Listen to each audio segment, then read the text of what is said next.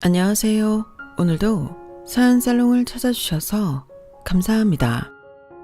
저는 연애 3년 만에 결혼을 진행하다 예비시댁의 뻔뻔한 민낯을 보고 파혼을 하게 된 30대 후반 전문직 여성입니다. 그리고 저랑 결혼을 할 뻔했던 그 남자도 다른 분이었지만 전문 직종에 종사하는 동갑내기였는데요. 처음엔 친구로 만나다 서로 좋은 감정이 생겨 연인 사이로 발전한 케이스였어요. 그러니까 알고 지낸 지는 7년이 조금 넘었는데 그중에 3년은 연인으로 지냈던 거죠. 게다가 알고 지낸 시간이 길었다 보니 마치 장기 연애라도 한 사람들처럼 서로가 서로에 대해 아주 잘 알고 있다고 착각 속에 살았는데요. 열길 물속은 알아도 한길 사람 속은 모른다고 제가 예비 남편에 대해 모르는 게 참 많더라고요. 한마디로 그놈은 결혼하면 절대 안 되는 놈이었거든요. 본격적으로 제 파혼 이야기를 시작하자면 제 파혼의 원인은 예비 남편이 들고 온 종이 쪼가리에서 시작되었어요. 그리고 그 전에 상견례 자리에서 예비 시어머니가 요즘은 남녀가 평등하고 남자 여자 할 것 없이 자기 일 하는데 굳이 옛날 방식으로 결혼할 거 뭐 있냐고, 남자가 꼭 집을 해갈 필요가 없으니 반반 결혼을 하자고 요구하셨는데 저도 저희 부모님도 그 생각에는 크게 반감이 없어서 그러자고 했어요. 어차피 저나 예비 남편이나 적지 않은 나이에 하는 결혼이었고 죽이 되든 밥이 되든 결혼은 우리 힘으로 하는 게 맞다고 생각하고 있었는데 예비 시어머니가 직접 저런 말씀을 하시니 오히려 반갑다고 생각할 정도였어요. 사실 이것저것 따지기 시작하면 피곤한 게 결혼이잖아요. 실제로 제 절친한 친구가 결혼 준비를 하다 하도 싸워서 파혼하기도 했는데 그걸 옆에서 전부 지켜본 제 입장에서는 오히려 이것저것 재지 않고 우리끼리 알아서 하는 결혼이 맞다고 생각했거든요. 그리고 이왕이면 반반 결혼이 부부 사이에도 뒷말이 나오지 않을 것 같았는데 그렇기 때문에 저는 더더욱 양가 부모님이 개입하지 않는 우리만의 결혼을 하고 싶었어요. 그러니 처음부터 반반 결혼을 제안한 예비 시어머니가 뭔가 생각이 깨어있는 어른처럼 보였는데 역시 저랑 잘 맞을 것 같다는 착각을 하기도 했었죠. 그런데 이런 제 생각을 보기 좋게 깨버리겠다는 듯 황당한 일을 겪게 되었는데 그게 아까 말씀드린 그 종이 쪼가리였어요. 상견례를 하고 보름 정도가 지났을까? 예비 남편이 자기 엄마가 저에게 주라고 했다며 웬 A4 용지 한 장을 주더라고요. 그리고 그 종이에는 빼곡하게 가구며 가전제품이며 심지어 디퓨저 같은 인테리어 소품까지도 적혀 있었는데 여기서 이상한 건 가전제품에는 하나같이 곱하기 3이라는 표시가 되어 있었어요. 그리고 그 가전제품들은 전부 제일 비싸다는 것들이었는데 청소기는 다이슨, 냉장고, TV, 세탁기 같은 대형 가전은 삼성 제품으로 냉장고만 해도 300만 원이 넘는 거였어요. 그럼 그것만 곱하기 3을 하면 900만 원이라는 건데 TV를 떡하니 85인치로 적어 놓았더라고요. 참고로 저희가 신혼집으로 받은 집 평수가 27평이었는데 27평 거실에 85인치 TV라니 말도 안 되는 사치였어요. 그리고 그것들도 전부 곱하기 3으로 되어 있었는데 자세히 목록을 보니 토스트기에 에스프레소 머신 같은 것들도 곱하기 3이 되어 있더라고요. 그래서 저는 황당한 얼굴로 그 종이를 다시 예비 남편에게 건네며 이게 다 뭐냐고 물었는데요. 예비 남편은 대수롭지 않다는 듯 자기 엄마랑 누나가 우리 혼수 목록을 정리한 리스트라고 하더군요. 저는 아무렇지 않게 말을 하는 그 남자의 태연한 태도에 화가 났어요. 그래서 대뜸 아니 반반 결혼이고 혼수는 우리가 사용하는 물건인데 왜 이걸 우리가 아닌 다른 사람이 정하냐고 따졌는데 자기 엄마한테 세뇌를 당한 건지 이렇게 말을 하더라고요. 살림도 살아본 사람이 잘 안다고. 엄마랑 누나가 경험이 있으니까 도움을 준 거지. 이거 알아본다고 엄마랑 누나 엄청 바빴어. 아니, 누가 해달라고 했어? 그리고 여기 곱하기 3은 뭐야? 이걸 왜 3개씩이나 사? 한두 푼도 아닌데.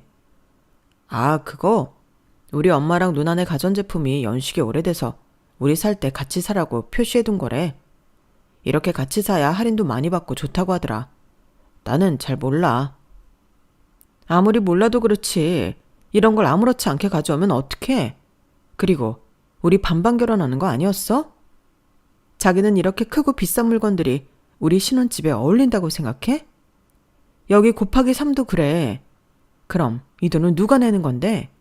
자기가 내는 거야? 아니면 할인만 받고 어머님이랑 형님이 내시는 거야? 뭘 또 그렇게 정색을 하고 따지냐? 나는 그냥 이거 갖다 주라고 해서 가져온 것 뿐이야. 궁금하면 자기가 우리 엄마한테 전화해서 물어봐. 나는 그냥 심부름한 것 뿐이라니까. 저는 그때부터 살짝 싸했어요. 예비 남편이 자꾸 우리 엄마, 우리 누나 하는 것도 거슬렸고 굳이 이런 수고까지 하며 혼수 목록을 리스트업을 한 예비 시어머니의 의정도 어느 정도는 짐작이 돼서 더 짜증났는데 그래도 상견례 때 당신이 하신 말씀이 있으니 이건 확인해 봐야겠다고 생각했죠. 혹여 제가 짐작하는 대로 이 혼수 목록을 저더러 장만하라는 거라면 그때는 싸우든 제가 할 것들만 정리하고 나머지는 예비 남편한테 네가 하라고 시키든 할 생각이었어요. 그리고 예비 시어머니는 마치 제가 연락을 할 줄 알았다는 듯이 이 종이가 뭐냐고 묻는 저의 질문에 대수롭지 않게 말씀하셨는데요. 그 종이 내가 생각을 좀 해봤는데 아무리 반반 결혼이라고 해도 예단은 받는 게 맞는 것 같아서 마침 우리 집 가전제품들이 오래돼서 바꿔야 하기도 하고 그래서 겸사겸사 우리 딸이랑 돌아다니면서 시장조사를 좀 해봤지. 너희 둘 다 일하라 결혼 준비하랴 바쁘잖아. 내가 니들 수고 덜어준 거야. 아니 마음은 감사한데요. 갑자기 예단이라뇨. 저희 반반 결혼하는데 예물이랑 예단은 생략하는 거 아니었어요? 어머 얘는? 나는 니들 결혼은 반반하라고 했지. 예단은 하지 말라는 소리는 한 번도 하지 않았다. 그리고 주변에서도 하나뿐인 아들 장가 보내면서 예단도 안 받았다고 하면 내가 얼마나 이상해 보이겠니? 너도 그래. 이상한 며느리 얻은 줄 알고 수군거린다니까. 그렇다고 형님네 가전제품까지 저더러 하라고 곱하기 3을 해놓으신 건 좀 너무하세요. 너무하긴. 너 요즘 예단 비용이 얼마나 하는 줄 아니? 그리고 우리 딸도 쉬는데 니들이 결혼하면 선물은 해줘야 하잖아. 그래서 그냥 같은 걸로 받는다고. 또 내가 땡땡 백화점에서 견적받은 건데 그 직원이 그렇게 한꺼번에 사면 할인도 많이 해준다고 하더라. 어머니, 아무리 그래도 이건 좀 아닌 것 같아요. 그럼 저한테 예물은 얼마나 해주시려고요? 그럼 저도 뭐 리스트라도 적어서 드리면 돼요? 뭐? 너 지금 싸우자는 거니? 아무리 결혼식 전이라고 해도 나 네 시어머니 될 사람이야. 어른이라고. 예물은 내가 어련히 알아서 준비하지. 네가 뭔가 오해를 해서 기분이 상했나 본데 잘 생각해봐라. 나는 너 생각해서 그런 거야. 예비 시어머니는 자꾸만 저를 생각해서 그런 거라는 헛소리를 하셨어요. 하지만 저는 어딜 봐서 저를 생각한 건지 알 수가 없었고 오해하지 말라고 했지만 대화를 하면 할수록 오해할 수밖에 없었는데 제 입장에서는 세상에 없던 예단 얘기가 나왔기 때문에 오해고 자시고 기분이 나쁠 수밖에 없었어요. 그래도 그때까진 제대로 당하기 전이라 파혼까지는 생각하지 않았는데 이것도 일종의 제가 싸워서 해결을 봐야 할 일이라고 생각했어요. 적어도 그때까진 예비 남편은 제 편이라고 생각했기에 잘 이 내용을 알면 저처럼 질색을 하고 자기 엄마랑 싸울 거라고 생각했거든요. 하지만 그건 제 허황된 바람일 뿐 제 말을 다 들은 예비 남편은 뭐가 문제인지 모른다는 얼굴이었어요. 자기 내 말 이해했어? 이거 곱하기 3 예단이래. 그러니까 나더러 이걸 다 하라는 건데 이게 말이 돼? 그게 말이 안 되는 거야? 원래 결혼하면 예단하는 거잖아. 우리 반반 결혼하는데 왜 하는 건데? 서로 빈정상하지 말고 똑같이 하자는 취지에서 하는 거 아니었어?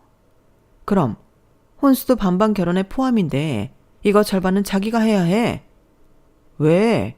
예단은 원래 자기가 하는 거잖아. 예단 말고 혼수 말이야.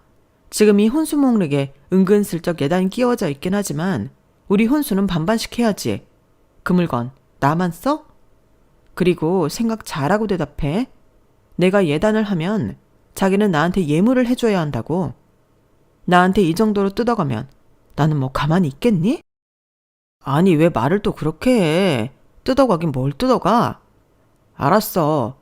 나도 어느 정도는 과하다는 거 인정해. 이건 내가 우리 엄마랑 누나한테 얘기해서 조정할 테니까 그만 좀 해라. 요즘 같아서는 내가 무서워서 결혼하는 게 맞나 싶어. 그러게 왜 나를 무서운 사람을 만들어. 애당초 자기가 중간에서 잘했으면 이런 일이 없잖아. 말했잖아. 나는 잘 몰라서 심부름만 한 거라니까. 뭘 알아야 중간 역할을 하지.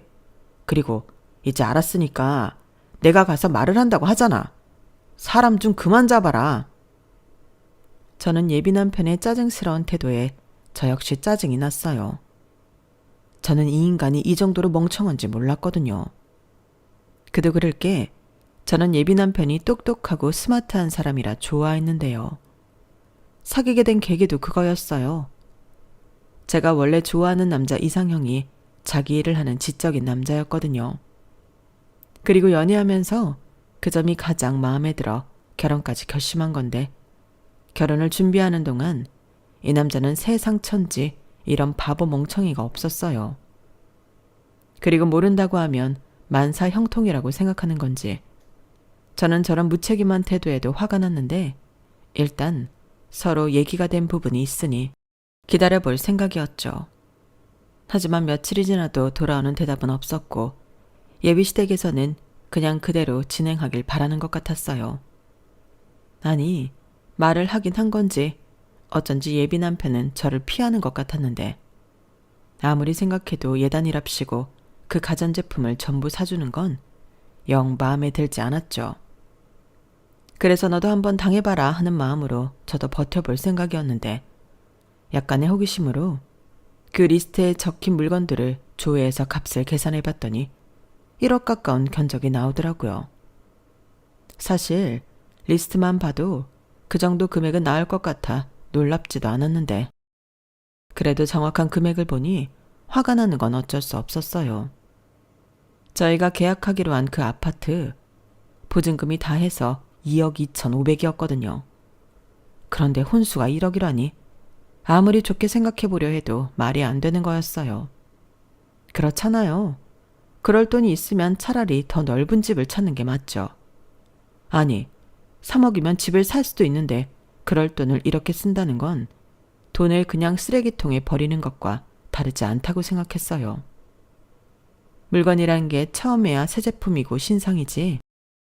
쓰다 보면 유행 지나고 성능도 신제품에 비해 떨어지잖아요. 게다가 자가도 아니고 전셋집에 그런 초호화 물건이 어울리기나 하나요? 하지만 또 리스트대로 해가지 않으면 나중에 뒷말이 나올 것이 뻔해 보였는데 사고방식이 깨어있는 분인 줄 알고 좋아했다가 제대로 뒤통수를 맞은 기분이었어요. 그래서 저희 엄마에게 리스트를 보여주며 이럴 때는 어떻게 하면 좋을지 상의를 하게 되었는데 저희 엄마도 생각지도 못한 혼수와 예단 요구라며 깜짝 놀라시더라고요. 아니 뭐 TV나 냉장고 같은 거 하나씩은 해달라고 할 수는 있는데 이건 거의 가전제품을 싹 다 바꿔달라는 거 아니니? 그것도 자기 집만 아니고 딸 집까지? 어머나 세상에 무슨 욕심이 이렇게 많아. 상견례 때는 그렇게 안 봤는데 라고 말씀하셨는데 제 기분을 의식하시는 건지 저에게 뭐라고 딸을 말을 하진 않으셨어요. 아마 저희 엄마 입장에서는 이걸 다 하라고 할 수도 하지 말라고 할 수도 없었겠죠. 하지만 여기서 확실한 건 어느 누구한테 얘기를 해도 시어머니가 준 혼수 리스트는 어이없는 요구라는 거였는데요. 해줄 마음도 없었지만 이걸 다 해줬다가는 저를 만만한 호구로 알 것이 분명해 더 약이 올랐어요. 그리고 그런 생각을 하게 되자 그 리스트 종이가 저에겐 일종의 호구 며느리 테스 용지처럼 느껴졌는데, 그래서 예단을 이 정도로 해줘야 한다면 저도 그에 상응하는 예물을 요구해야겠다고 생각했죠. 그래서 평소에는 관심도 없던 고가 브랜드 귀금속과 명품들을 뒤져 저도 나름 화려하게 예물 리스트를 만들어 봤는데요. 지금 생각하면 저 또한 유치하기 짝이 없는 짓을 한 거였지만 자기들도 이게 얼마나 황당한지 느끼게 해주고 싶었어요. 얘는 이, 눈에는 눈이라고 하잖아요. 그리하여 그 집의 심부름꾼인 예비 남편한테 나도 예물 리스트를 적어봤다며 자기 엄마 갖다 드리라고 했는데 그 리스트를 본 예비 남편이 저한테 이게 다 뭐냐고, 꼭 이렇게 해야 하냐고 따지기 시작하더군요. 아니, 자기 엄마가 종이 줄 때는 아무 생각 없이 가져와 놓고 왜 제가 준 종이에는 토를 다는 건지 제가 기분 나쁘다고 노골적으로 얘기하니, 그러자 예비 남편은 그게 이거랑 같냐고 저를 가르치기 시작했어요. 온수는 우리가 사용하는 거지만 예물은 아니잖아. 이거 봐. 평소에는 명품 관심도 없으면서 샤넬 가방도 있네. 샤넬 가방을 뭐 나랑 같이 들 거야? 이렇게 황당하다는 듯 열변을 토했는데 그런 예비 남편의 태도를 보니 내로남불이 따로 없다는 생각이 들더군요. 자기도 황당하니? 나도 마찬가지야. 이게 처음부터 자기가 혼수 리스트를 가지고 온 게 문제였다고. 우리 반반 결혼하는 거잖아. 그럼 우리가 알아서 혼수용품 마련하면 되는데 왜 이딴 종이를 받아와서 이런 사단을 만들어? 예단 얘기도 그래. 자기가 중간에서 잘랐어야지. 왜 나한테까지 넘어오게 하냐고. 그럼 내가 거기에 대고 자기 엄마한테 뭐라고 해? 시집도 가기 전에 싸움이라도 하라는 거야? 뭐? 자기 엄마? 너 아무리 화가 나도 말이 좀 그렇다. 그래, 내가 몰라서 중간에서 실수했다 치자. 그래도 어떻게 똑같이 이래? 그래야 알지. 잔말 말고 그 예물 리스트 자기 집에 가지고 가서 보여드려. 그래야 나도 다음 딜을 하지. 다음 딜? 또 무슨 딜? 뭐긴, 우리 예정대로 예물 예단 없이 우리가 알아서 결혼 준비하는 거야. 나는 자가도 아니고 전셋집에 그 비싸고 큰 제품들로 집을 꽉 채울 마음이 없거든? 그럴 돈 있으면 최대한 아껴서 집을 사야지. 안 그래? 그야 그렇긴 하지. 이왕이면. 그러니까 그거 가지고 나서 제대로 말하라고. 기회는 이번이 마지막이야. 이번에도 나 실망시키면 그땐 끝이라고. 알겠어? 예비 남편은 그 이후 제 말에 입도 뻥긋하지 못했어요. 하긴 제가 좀 그때는 많이 감정에 격해서 말을 무섭게 하긴 했는데 자기도 생각이라는 게 있으니 제 말이 틀린 게 하나도 없다는 건 알 거라고 생각했죠. 게다가 계속 이렇게 하면 끝이라고 어깃장도 났으니 더욱 저한테 뭐라고 하지 못했던 것 같은데 그때부터는 예비 시어머니와 저의 본격적인 신경전이 시작되었어요. 아마도 예비 시어머니는 초장에 제 길을 꺾어놓고 싶었던 모양이더라고요.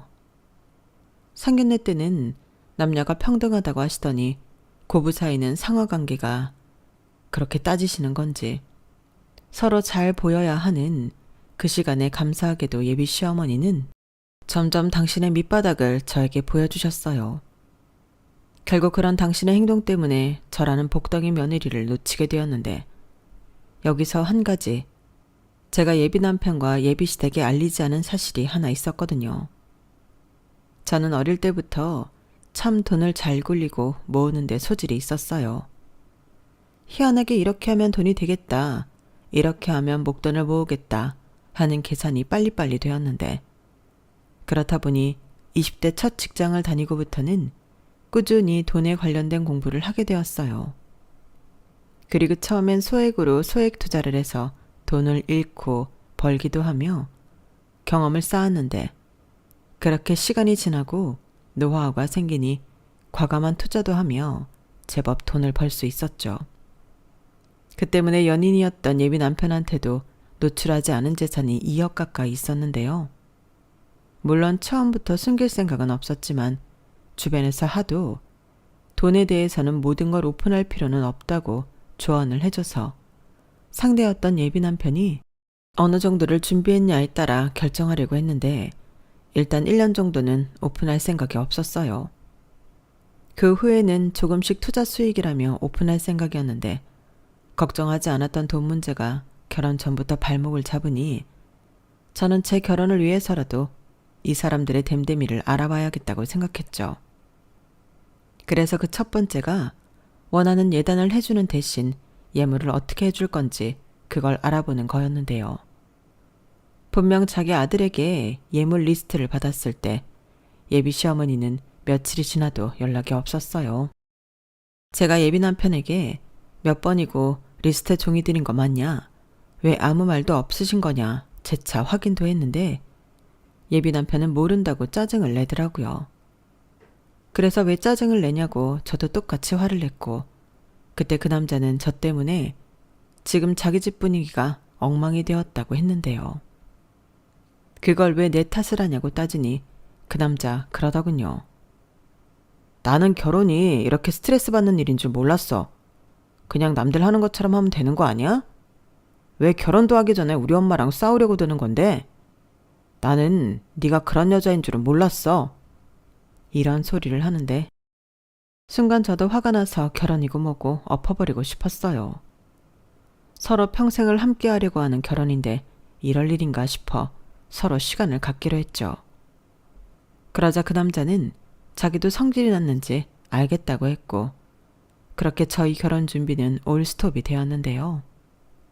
제가 집에서 혼자 끙끙 앓고 있으니 그걸 보다 못한 저희 엄마와 여동생이 파혼 이야기를 먼저 꺼냈어요. 저희 엄마 말로는 제가 혼수 리스트라는 걸 가지고 왔을 때부터 이 결혼을 말리고 싶었다고 하시더라고요. 그런데 제가 그딴 리스트를 받았음에도 파혼 얘기를 하지 않아 제가 그 남자를 어지간히 좋아하나 보다 라고 생각해서 말을 못했다고 하셨는데 이렇게 끙끙 앓고 있는 모습까지 보니 도저히 안 되겠어서 여동생과 이야기에 파혼 이야기를 하게 되었다고 하셨어요. 아, 네가 뭐가 아쉬워서 그런 집에 시집을 가.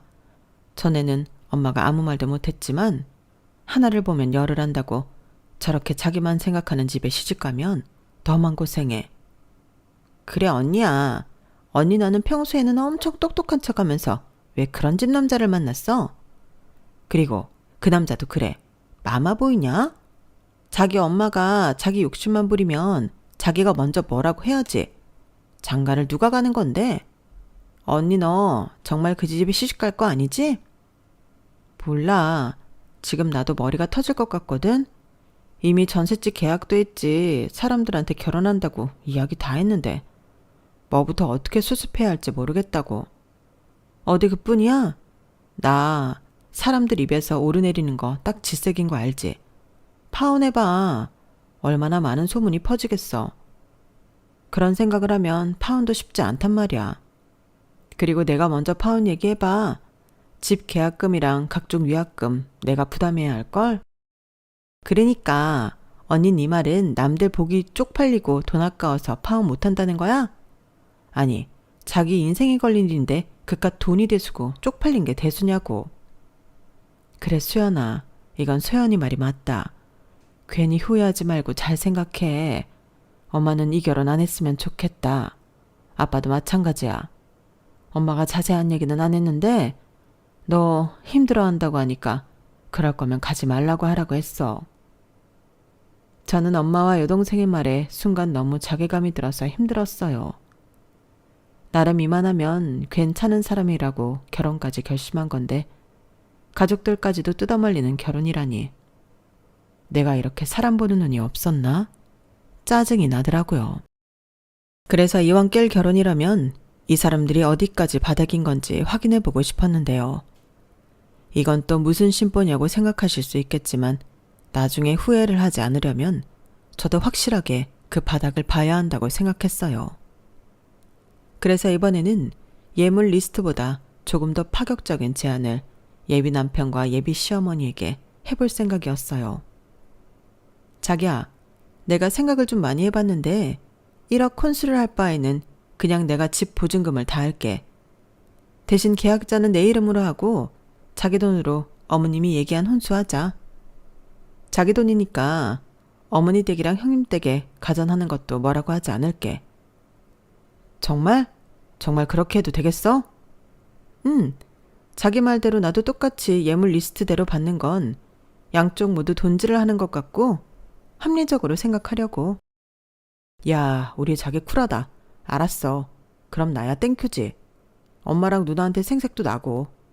그럼 자기 예물은 안 해도 되는 거다. 내가 말을 못해서 그렇지. 그 예물 리스트 때문에 우리 엄마 알아두었어. 세상에 그런 말도 안 되는 리스트가 어디 있냐고 하더라. 그건 자기가 생각해도 과했지? 과하다고? 그럼 그 곱하기 3 가전 예단은 안 과하니? 과한 걸 요구하셔서 나도 과하게 요구한 거야. 그리고 내내 말이 없어서 내가 보증금 다 하겠다고 하는 건데 요점은 알고 있어야지. 알겠어. 우리 이러다 또 싸우겠다. 그래. 나 요점 파악 다 했고 합리적으로 하자. 됐지? 저는 어차피 파혼할 생각이 없기 때문에 혼자서 좋아 죽는 예비 남편한테 과감하게 질렀어요. 신혼집으로 계약한 전세 아파트가 2억이 조금 넘었는데 혼수가 1억이니 그냥 보증금을 제가 다 하고 명의를 가져오는 게 미래를 위해서도 낫겠다고 생각했죠. 물론 결혼을 하지 않을 거라 제가 보증금을 전부 내는 일은 없을 테지만 그들이 어떻게 나오나 궁금했어요.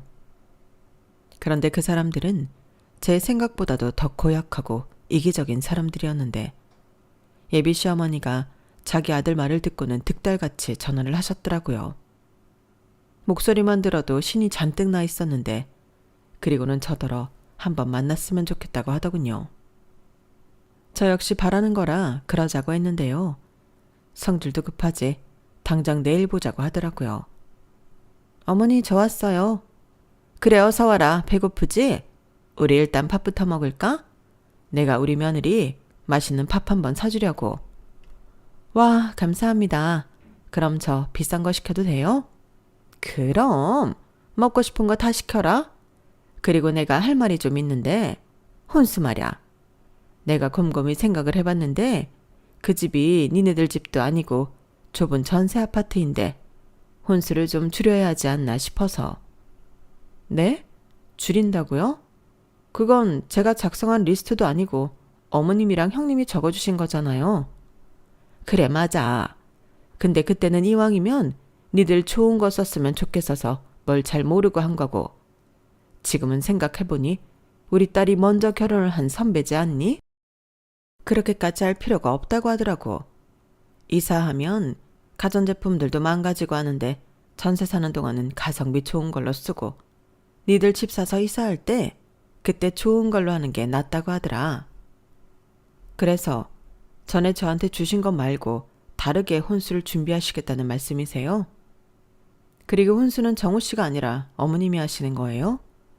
아니, 혼수는 당연히 정우가 하지. 근데 걔가 뭘 아니? 걔는 돈만 내는 거고 물건은 나랑 지 누나가 봐서 결정해야지. 그래서 내가 이것저것 해서 혼수 리스트를 다시 작성했는데 그럼 어머님 댁이랑 형님 댁에 들어가는 가전들은 어떻게 되는 거예요? 예단으로 받고 싶다고 하셨잖아요. 그것도 그냥 없던 걸로 하기로 했다. 너 예물 안 받는다며? 그럼 예단도 없는 거지. 그래야 공평하잖아. 어때? 글쎄요. 제 입장에서는 그게 좋은 건지 잘 모르겠어요. 전에는 저더러 준비하라는 거였고 지금은 입장이 바뀌었으니 오히려 정우 씨만 좋은 거 아닌가 싶어서요. 아우, 뭘 또 그렇게 꼬아서 생각하냐. 우리 아들이 하도 그건 과하다고 나한테 뭐라고 하니까 최대한 니들한테 맞추려고 그러는 거지. 그럼 어머님, 변경된 혼수용품 비용이 얼마인지 대략이라도 알 수 있을까요? 저도 1억 혼수 생각해서 보증금 다 한다고 한 건데 계산이 안 맞으면 그럴 필요가 없는 것 같아서요. 뭐? 아니, 계산을 아직 안 해봤는데. 그럼 리스트만 주세요. 제가 계산해 볼게요. 아니, 그게 말이다. 대충 한 1,000만 원 조금 넘는 것 같더라. 네? 1,000만 원이요? 어머니, 이건 아니죠. 제가 집 보증금을 전부 다 하는데 1억 혼수가 1,000만 원이 되다니요. 어머님은 이게 반반 결혼이 맞다고 생각하세요? 아니, 네가 보증금을 다 한다며. 명의 주는 대신 그러겠다고 한 건 너잖아. 그야 혼수하는 돈이나 보증금 반이나 차이가 나질 않으니까 그랬죠. 그럼 제가 집을 아예 살 테니까 처음 혼수 리스트대로 하는 걸로 할게요. 그럼 상관없는 거죠. 작아니까. 뭐? 집을 아예 산다고? 너 그럴 돈이 있니? 설마 괜히 자존심에 대출 끼고 그럴 거면 그럴 필요 없다. 그럼 살면서 내 아들이랑 같이 갚아야 하지 않니? 아니에요. 저 돈 있어요. 그리고 설령 부족해서 대출을 받아야 한데도 제 명의로 산 집이니 대출금은 저 혼자 갚죠. 원하신다면 각서라도 써드릴 수 있어요. 그럼 이제 전세 아니고 자가니까 예전 리스트대로 혼수하는 걸로 해도 되죠? 아니 또 뭘 그렇게나.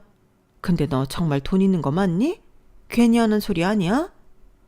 저 사실 정우 씨한테도 오픈하지 않은 돈인데 주식이랑 이것저것 투자하는 거 있어서 생각보다 꽤 있어요. 나중에 오픈하려고 했던 건데 어머님이 혼수를 그렇게나 줄이시겠다고 하니 말씀드리는 거예요. 못 믿으시겠으면 주식 계좌라도 보여드릴까요? 저는 핸드폰을 꺼내 주식 계좌를 예비 시어머니에게 보여드렸어요.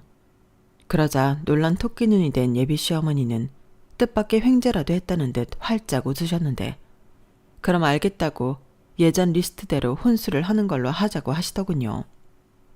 그리고는 식사를 다 할 즈음 제 눈치를 살살 보시더니 이윽고 하지 말아야 할 말을 꺼내셨는데요. 근데 집을 사면 말이다. 명의는 공동명의로 하는 게 어떻겠니? 어차피 결혼하면 같이 사는 집인데 남자 입장에서는 그런 걸로 은근히 기가 죽는 거거든. 명의가 뭐가 중요해? 같이 사니까 공동명의 하는 게 모양새도 좋지. 저런 말을 하시는데 정말이지 양심은 있나? 저도 모르게 피식 헛웃음이 나왔어요. 그러자 예비 시어머니도 제 반응에 조금 당황한 얼굴이었는데 자기가 생각해도 좀 뻔뻔했다는 걸 아셨을까요? 제가 웃음을 멈추고 빤히 당신 얼굴을 쳐다보니 그 아줌마는 제 눈을 피하셨어요. 그리고는 어색하게 계속 물만 따라 드셨는데 이젠 볼장 다 봤다는 생각이 들었죠. 언감생심 제가 집을 해오겠다고 하니 그 집을 공동명의로 하라니 정말 그건 생각도 못한 거였는데 저 아줌마의 욕심은 어디까지일까? 저런 집에 시집 갔다가는 큰일 나겠다 하는 생각이 들었어요. 그래서 저도 물을 따라 마시고는 차분하게 파혼 이야기를 하기 시작했죠. 아줌마 아들도 실망이고 이렇게 욕심 많으신 분인 줄 모르고 결혼을 할 뻔했다고 이쯤에서 다 그만두자고 했어요. 뭐? 너 지금 뭐라고 했니? 결혼을 그만둔다고? 그럼 뭐 지금 파혼이라도 하겠다는 거야? 네. 아주머니처럼 욕심 많은 사람을 어떻게 시어머니라고 부르면서 살겠어요. 저도 주변에서 많이 듣기는 했는데 아들 장가 보내는 거지 본인 이속 챙기는 거 아니잖아요. 1억 혼수도 경억스러웠는데 이젠 제가 사는 집에 아들 이름만 올리자고요? 이건 뭐 칼만 안 들었지 날강도가 따로 없잖아요. 제가 만만하셨어요? 저 그렇게 순진하지 않은데? 아주머니 이렇게 하시면 저 말고도 다른 며느리 보기 힘드시니 제발 그 더러운 욕심 좀 그만 내세요. 뭐야? 너 지금 말 다 했니? 내가 뭐 못하려고 한 거야? 네, 하면 안 되는 요구하신 거예요. 그럼 애당초 상견례 때 교통정리를 제대로 하셨어야죠. 그때는 깨어있는 사람처럼 반반 결혼하라고 하시더니 이렇게 뒤통수 치는 법이 어딨어요? 그리고 아줌마 아들한테도 전해주세요. 똥인지 된장인지 구별 못할 거면 다른 집 귀한 딸 만나지 말라고요. 아, 아줌마가 전해주시면 되겠네요. 제가 이딴 결혼 못 해먹겠다고 판 엎었다고 말 좀 해주세요. 야, 너 지금 이게 무슨 버르장머리야? 아이고, 저런 싸가지인 줄도 모르고 내가 너 같은 며느리를 볼 뻔했다. 파혼? 그래, 나도 바라는 바야. 내 귀한 아들 너 같은 거한테 못 주지. 내가 어떻게 키운 내 아들인데? 아, 그러세요? 그럼 잘 됐네요. 피차 바라는 쌍방합이니까 다른 말하기 없기에요. 그리고 이 밥은 아주머니가 사주신다고 하셨으니까 저는 그냥 갈게요. 잘 먹었습니다. 그럼 안녕히 가세요. 야, 너 거기 안 서? 돈 내고 가. 나 너 같은 거한테 돈 쓰기 싫으니까. 야! 야! 저는 잔뜩 약이 오른 그 아주머니를 뒤로하고 그 자리를 아주 여유 있게 빠져나왔어요. 이게 생각보다 정말 속이 후련했는데 그 사이 자기 엄마한테 연락을 받은 건지 저한테 미친 듯이 전화를 하고 난리가 났더라고요. 당연히 받지 않았죠. 받아봤자 피차 좋은 말 할 것도 아니고 어차피 깨진 사이 쓸데없는 에너지 낭비는 하고 싶지 않았는데요. 인간이 어찌나 끈질긴지 포기를 할 줄을 모르더라고요. 그런데 마냥 피할 수도 없는 이유가 있었으니 계약한 전셋집이며 결혼식장, 신혼여행 모두 계약 취소를 해야 했는데 그 위약금 문제를 해결해야 했거든요. 그래서 다음 날 전화를 받았고 굉장히 화가 난 목소리의 그 남자에게 만나서 이야기하자고 했는데요. 다음 날 어떻게 참았는지 그 인간은 저를 보자마자 사람들 시선도 의식하지 않고 저더러 어떻게 그럴 수가 있냐고 화를 내기 시작했어요. 황당하게도 화가 난 이유는 제가 파혼 선언을 한 것이 아닌 제가 돈이 있는데 자기한테 말을 하지 않았다는 거였어요. 어차피 깨진 사이인데 제가 돈이 있든 없든 그게 무슨 상관인 건지 자기는 속았다며 방방 뛰는 그놈의 발작을 그냥 듣고만 있었어요. 지나가는 웬 미친놈이 미친 짓을 하는데 거기에 개입하면 저만 피곤해지는 거잖아요. 그러자 몇 분 뒤 느닷없이 태도를 바꿔서 이번에는 자기가 잘못했다고 파혼 얘기는 없던 걸로 해달라고 했는데요. 그러면서 자기가 책임지고 혼수 목록은 해결하겠다고 하더라고요. 그리고 제가 집을 하는 만큼 자기가 그 집에 맞게 혼수를 하겠다고 했는데 정말 어이가 없었죠. 무슨 고무줄도 아니고 그놈의 혼수는 늘었다가 줄었다가 아주 자유분방했으니까요. 그래서 그 말에는 아무런 대꾸도 하지 않고 내 생각은 변함이 없다. 파혼할 거다. 강하게 말했는데요. 그러자 이번에는 절실했는지 사람들 많은 그 카페에서 무릎까지 꿇고 저에게 매달리기 시작했어요. 뭐 마지막 기회를 달라나요? 정말 창피해서 죽는 줄 알았다니까요. 자기야, 나한테 마지막으로 기회를 줘. 그럼 이번에는 정말로 자기만 보고 살게. 웃긴다 정말. 그럼 지난번에는 나만 본 게 아니었네. 그러니까 너는 결혼하면 안 되는 놈이야. 아니, 그런 엄마랑 누나가 있는데 어떻게 감히 장가갈 생각을 해? 뭐? 그렇잖아. 결혼이 무슨 장사야? 누가 더 이득 챙기나 경쟁하는 것도 아니고. 지금도 그래. 내가 생각지도 못한 돈이 있다고 하니까 이렇게 난리를 치는 거잖아. 진짜 너도 그렇고 니네 엄마도 그렇고 마음속이 청정하다. 아주 그린벨트감이야. 아니 그거는 오해야. 오해? 그래 오해라고 쳐. 그럼 나는 그냥 오해하고 파혼할래. 이미 5만 정 떨어졌어. 다시 못 붙여. 하물며 한 명도 아니고 둘. 아니지. 니네 누나까지 셋이잖아. 내가 거기서 어떻게 사니? 그리고 네가 이렇게 다시 나한테 매달리는 이유? 내가 몰라? 꿈 깨. 수연아, 아니야. 아니라고. 나는 할 말 다 했다. 그리고 모를 것 같아서 알려주는데 기회도 줬어. 그리고 이렇게 된 데는 나보다 그쪽 과실이 크니까 각종 위약금 네가 물어라. 그 말 하려고 만나자고 했어. 야, 아무리 그래도 이건 아니지. 네가 파혼하자고 한 건데. 그러게 왜 사람을 못 살게 구냐고. 그러니까 파혼하자고 하지. 그럼 다시는 보지 말자.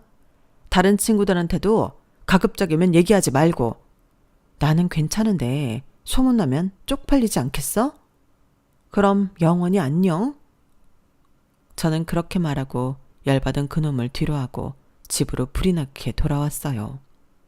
그러자 그 뒤에도 그놈은 저한테 끈질기게 전화하고 난리였는데 아무리 생각해도 위약금을 자기가 전부 낸다는 게 부당하다고 문자를 보냈더라고요. 부당하다니 그런 말도 안 되는 혼수리트 가지고 올 때는 그런 단어를 몰랐나 봐요. 그리고 고민 끝에 저는 회사와 친구들에게 파혼 커밍아웃을 했는데요. 어차피 맞아야 할 매라면 빨리 맞고 시간이 약이다 하고 싶었어요. 그러자 며칠 동안은 제 이야기가 회사 내에 도는 것 같긴 했는데 신경 쓰지 않고 제 일에만 집중했더니 그것도 오래 가진 않더라고요. 금방 아무 일도 없었다는 듯 사람들은 저한테 관심도 없었는데 제가 괜한 걱정을 사서 했나 싶었어요. 대신 제 친구들은 달랐죠. 이유가 뭐냐부터 시작해 아주 궁금해 죽겠다는데 그래도 제 입으로 한 말이 있으니 마지막 그놈의 체면은 지켜줬어요. 물론 그놈이 사실과 다른 말로 제 체면을 구긴다면 그때는 아주 작정을 하고 떠벌려줄 준비가 되어 있었는데 그래도 한때 사랑해서 결혼까지 하고 싶었던 사람이었으니 그 정도 의리는 지켜주고 싶었거든요. 그리고 지가 생각해도 이건 지 무덤을 파는 거라 생각했는지 결혼 준비하는 과정에서 성격이 맞지 않아 파혼했다고 그럴싸하게 떠들고 다니는 것 같았는데 위약금도 다 물었겠다. 그 정도는 애교로 봐주기로 했어요. 제가 성격이 좋은 편은 아니긴 하니까요. 그리하여 저는 결혼 준비 2달 만에 파혼한 여자가 되었는데 다른 사람들도 마찬가지겠지만 가끔 저도 제가 파혼을 했다는 것이 신기해요. 파혼 혹은 이혼은 남의 얘기라고 생각했거든요. 네, 어쩌면 제가 결혼을 너무 쉽게 생각했을지도 모르겠어요. 그래서 다음에는 연애든 결혼이든 아주 신중하게 생각하려고요. 아직은 30대라 아무도 안 만나겠다 이런 말은 못하겠는데 대신 좋은 사람을 알아볼 수 있고 저 또한 좋은 사람이 될 수 있도록 노력하는 시간을 가져야겠습니다. 비록 파혼을 하긴 했지만 제 소중한 인생 파혼으로 구제했다 생각하고요. 혹시라도 파혼을 고민하고 계신 분이 있다면 저는 아니라는 생각이 조금이라도 들었을 때 그때 파혼하시라고 말씀드리고 싶어요. 정 때문에 혹은 손해볼까봐 망설이는 동안 가장 상처받고 스트레스 받는 건 본인이거든요. 제가 겪어보니까 그렇더라고요. 그러니 어떤 선택을 하시든 여러분들 본인을 우선시하는 게 좋을 것 같아요. 이 세상에 나보다 더 소중한 사람은 없잖아요. 내가 행복해야 나를 사랑해주는 사람들도 행복하다는 거 잊지 말기로 하고 제 사연은 여기까지입니다. 파혼 이야기가 꽤 길었네요. 지금 생각해도 그 남자뿐만 아니라 그 아줌마까지 참 별로인 인연인데 남은 제 인생에는 우연이라도 마주치는 일은 없었으면 좋겠습니다. 저도 다음에는 정말로 제 진짜 반쪽을 만날 수 있겠죠? 부디 그러길 바라며 지금까지 부족했던 책을 읽어주시고 들어주셔서 고맙습니다. 그럼 항상 몸과 마음 건강 잘 챙기시고 오늘 하루도 화이팅 하세요. 감사합니다. 여러분, 사연 댓글에 응원과 현명한 조언 부탁드려요. 좋아요와 구독은 저에게 큰 힘이 됩니다. 오늘도 좋은 일 가득하세요.